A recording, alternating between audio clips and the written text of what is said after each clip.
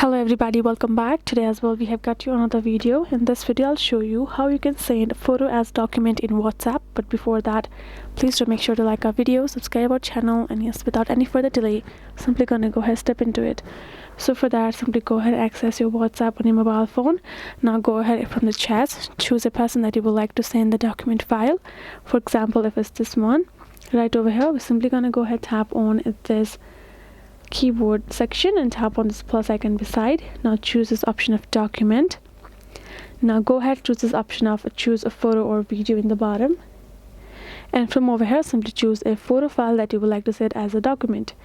Now it will simply show this kind of interface, and tap on this send icon afterwards.